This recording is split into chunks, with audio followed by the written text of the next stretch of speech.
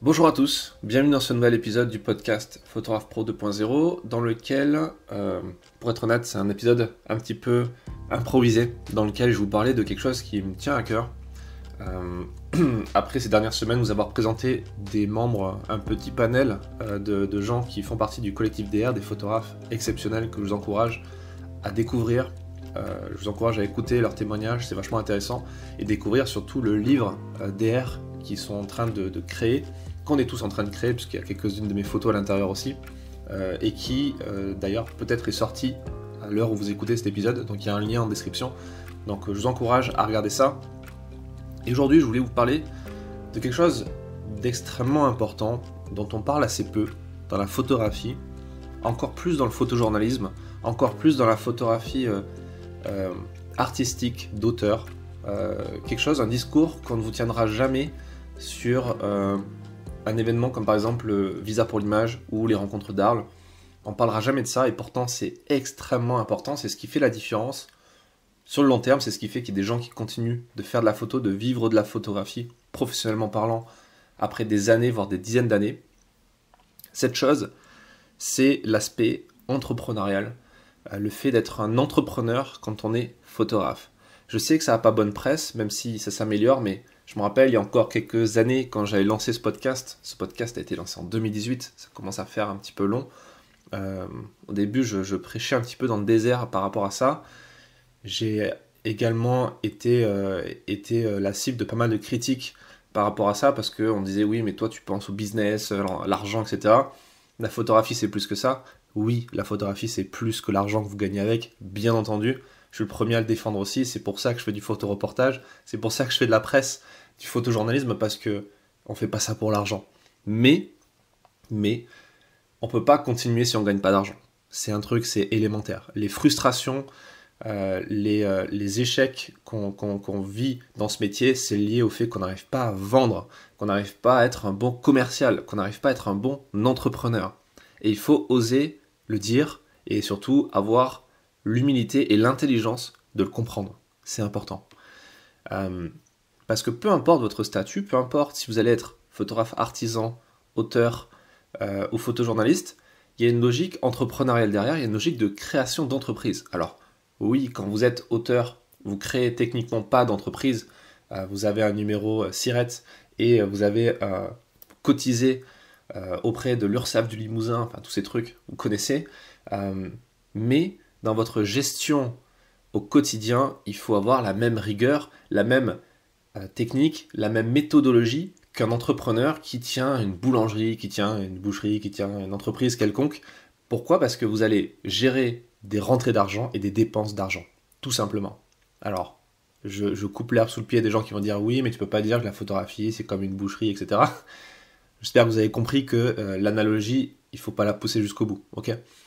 Ce que je veux que vous compreniez aujourd'hui, c'est que si vous voulez vous lancer, ou si vous stagnez aujourd'hui, et vous n'arrivez pas à dépasser un certain volume de chiffre d'affaires, vous n'arrivez pas à gagner assez d'argent concrètement pour faire de la photo votre unique occupation, on va dire, professionnelle, parce que faut pas se leurrer aussi, la plupart des photographes professionnels aujourd'hui sur le marché, notamment sur la partie reportage pour la presse, la plupart des gens font un autre métier à côté pour vivre, un autre métier pour payer les factures, pour payer les appareils photo, payer les voyages, etc.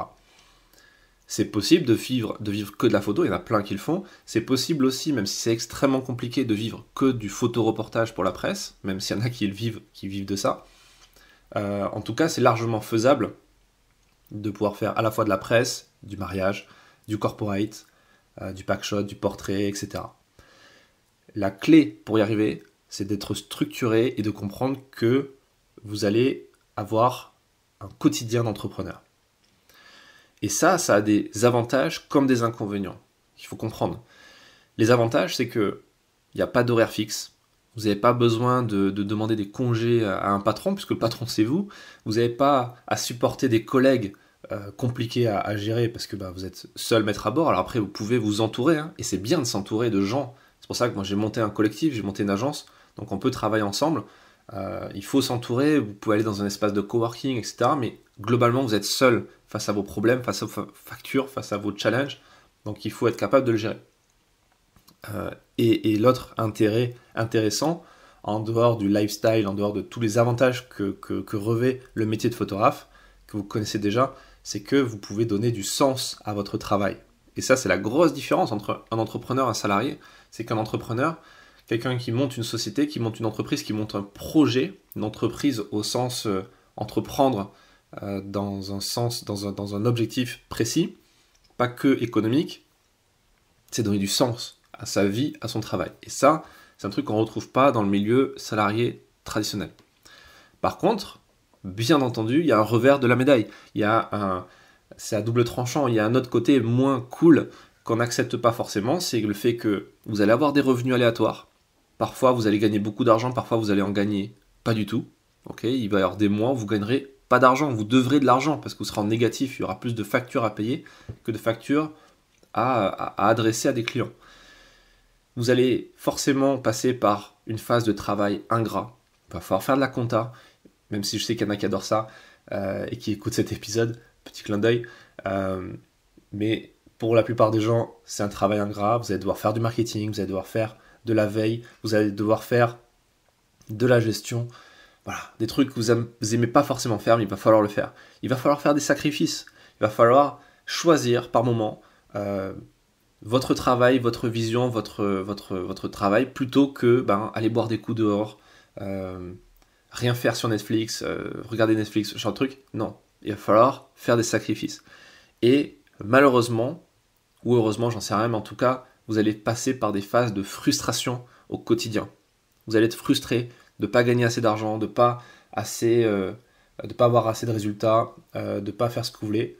Mais il y a une partie nécessaire dans l'entrepreneuriat. Tout ne peut jamais bien se passer en fait, sinon c'est trop facile, tout le monde le ferait. Donc ce qu'il faut comprendre, c'est que c'est pas fait pour tout le monde.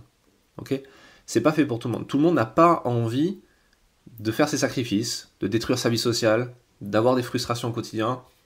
Tout le monde n'a pas envie de faire ces efforts-là.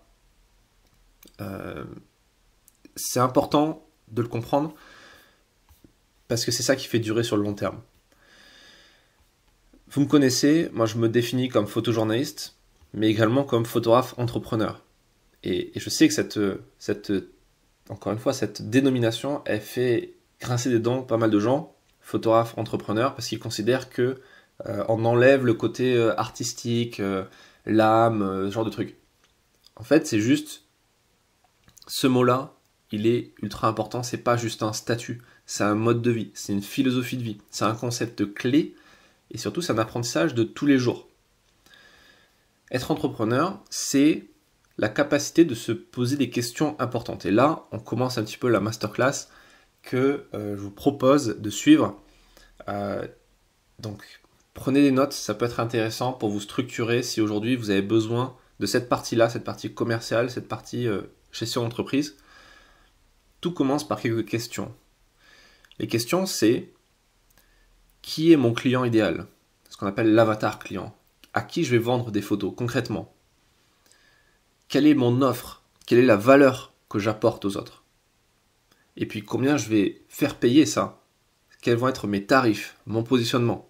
Alors je sais que vous êtes beaucoup à poser à chaque fois ces questions sur des groupes Facebook, notamment un en particulier où une question sur deux, voire 2 questions sur 3, c'est j'ai telle prestation à faire, je ne sais pas combien je peux tarifer, combien je dois demander. Et à chaque fois la réponse elle est simple.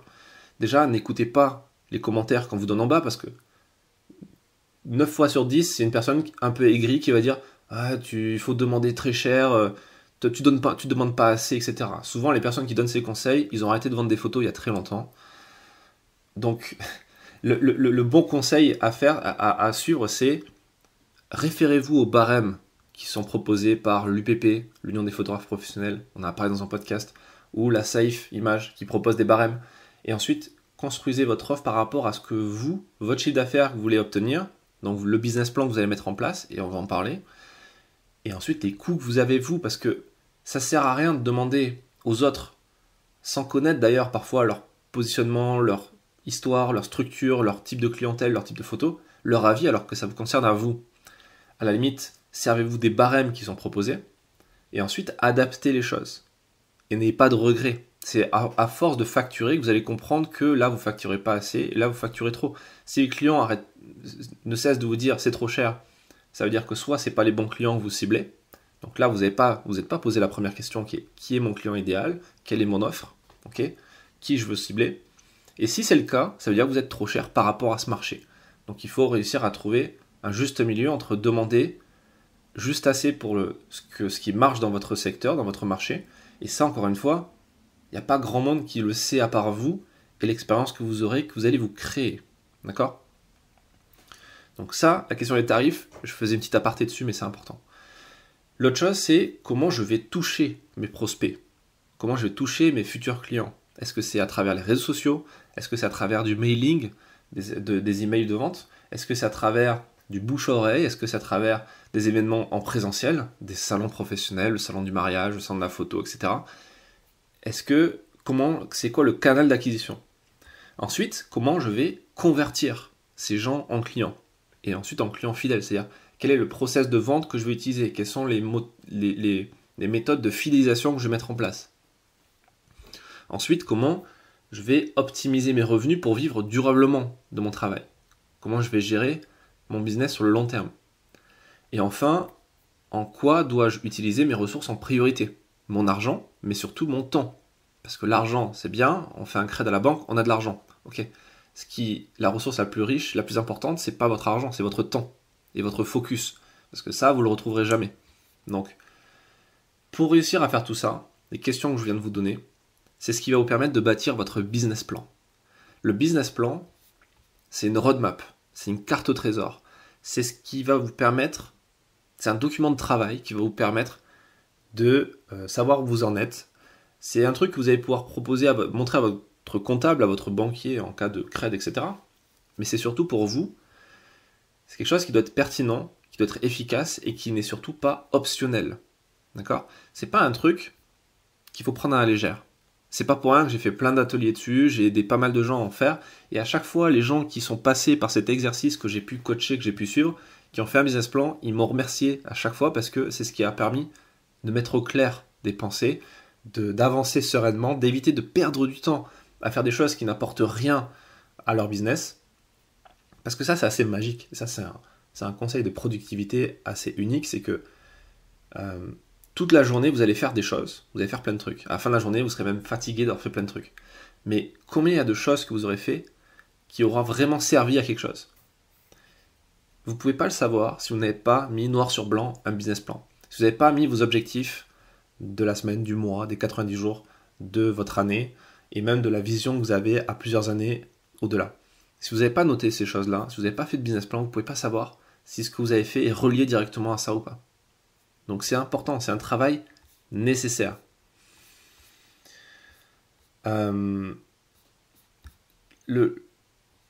Pour apprendre à faire un business plan, il y a plein de ressources en ligne, il y a plein de choses qui ont été expliquées gratuitement sur Internet. Le problème, c'est qu'il n'y a pas grand-chose qui est adapté au milieu de la photo. Et surtout, au milieu de la photo élargie. C'est-à-dire qu'aujourd'hui, vous avez de plus en plus de formateurs comme moi qui vous proposent des formations en ligne ou en présentiel pour apprendre à vivre de la photo. Vous avez vu plein de pubs passer, c'est évident. J'en vois plein passer aussi. Mais il y a un truc que je remarque, c'est que déjà, il n'y en a pas tant que ça de pertinents, de gens qui déjà vivent réellement de la photo, qui expliquent des choses qu'ils ont vraiment fait pour eux et qui fonctionnent pour eux. Ça, c'est une première chose. Et la deuxième, c'est que c'est à chaque fois très ciblé. C'est soit pour le mariage, et là vous avez des experts dans ce domaine. Vous avez Sébastien Roignon qui propose des formations sur le mariage qui sont de très bonne qualité, même si je n'en ai pas suivi, mais j'ai déjà rencontré plusieurs fois, il est passé dans le podcast, j'ai regardé quelques-unes de ses vidéos, et ça se voit que c'est quelqu'un qui est crédible, qui fait du mariage, qui vit de ça. Vous avez Milena Perdriel, par exemple, qui va vous parler de photographie, de portrait, et qui sait de quoi elle parle aussi. Et vous avez quelqu'un comme moi, il faut quand même que je fasse un peu ma pub, qui va vous parler de photographie de presse et de reportage, qui sait de quoi je parle aussi, qui sait de quoi il parle aussi. Ça fait un peu mégalo de parler soit à la troisième personne, mais vous avez compris l'idée. Là, l'idée, c'est que j'ai mis au point une masterclass qui permet de brosser un petit peu tous les types de photos que vous allez avoir à faire, et surtout de pouvoir créer un business model, un business plan qui soit transversal. dans lequel vous allez pouvoir mettre aussi bien de la photographie de presse que de la photographie corporate, que du mariage, parce qu'en fait on se réfère à c'est quoi le modèle économique de la photographie, c'est quoi les différentes thématiques, c'est quoi les différentes façons de gagner de l'argent, comment toucher les clients d'une façon assez globale, et quels sont tous les types de canaux d'acquisition que vous allez pouvoir actionner, utiliser. D'ailleurs, pour créer ça, je me suis aussi appuyé pas mal sur les compétences d'un ami qui est expert comptable et qui est spécialisé dans les questions de photo, qui a fait son mémoire sur la photographie, enfin sur le métier de photographe, qui connaît les statuts par cœur, qui connaît toutes les petites subtilités, et qui peut donner des conseils dans ce domaine-là. Donc vous verrez un lien en description de cet épisode. Donc c'est un lien vers cette masterclass entrepreneur. C'est une masterclass en ligne, mais il y a aussi un support papier que je vous envoie par la poste, un carnet, très sympa, vous allez voir, très, très utile, très pratique, et puis assez beau, un bel objet. Ça fait plaisir aussi d'avoir créé ce carnet, parce que c'est quelque chose qui est utile et qui plaît beaucoup. Et à l'intérieur, vous verrez donc plein de fiches résumées de tous ces ateliers que vous avez en ligne. Il y en a des nouveaux régulièrement qui arrivent, et par exemple, vous avez quelque chose sur la vente, sur le personal branding, sur comment on développe son expertise, comment on définit son avatar client, comment on fixe ses tarifs, comment on devient plus légitime, comment on peut gagner confiance en soi. Pour gagner de la légitimité, c'est quelque chose qui bloque beaucoup de gens. Comment on se positionne face à la concurrence, comment on utilise la concurrence à son profit, comment faire une offre irrésistible, comment améliorer son storytelling, comment créer et gérer sa société. Et là, l'intérêt d'expert comptable est important, mais aussi comment fonctionnent les relations presse. Ça aussi, c'est un truc qu'on n'utilise pas beaucoup quand on est photographe, mais qui est ultra important, intéressant. Et c'est de l'acquisition de clients gratuites. Comment on améliore son site internet. Il y a aussi des cours sur le journalisme. Et enfin, des cours sur le référencement naturel. Donc vous voyez que c'est très large. Et vous verrez que ça peut vous aider, peu importe votre style de photo, même si vous faites de la vidéo, ça va vous aider. Si vous faites de la formation, ça va vous aider. Donc voilà, donc, je vous ai mis toutes les informations en description de cet épisode pour que vous puissiez voir les tarifs et les modalités pour rejoindre cette masterclass. Je termine en conclusion sur ce que je disais au tout début, sur les précédents épisodes sur DR, sur les membres de DR. Allez voir leur bouquin, allez voir notre livre. C'est intéressant et vous verrez aussi que dans la masterclass, on parle de ce livre parce que il y a un truc qui me tient à cœur, c'est que dans toutes les formations que je fais, que ce soit en présentiel ou en ligne, je montre des choses que j'ai pu expérimenter sur le terrain, des choses qui ont fonctionné, des choses qui n'ont pas fonctionné aussi, et c'est vachement intéressant de voir ce qui n'a pas fonctionné, parce que ça permet d'éviter de faire les mêmes erreurs. Moi j'ai mis plusieurs années, ça fait une douzaine d'années que je fais ce métier-là, que je suis photographe, et notamment photographe de presse. J'ai appris quelques trucs, j'ai fait beaucoup d'erreurs, et je partage des erreurs pour vous éviter de faire les mêmes et que vous perdiez du temps. Parce qu'il n'y a rien de pire que de perdre du temps.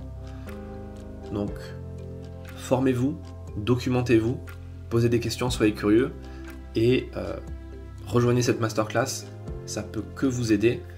Et je vous donne rendez-vous dans un prochain épisode du podcast.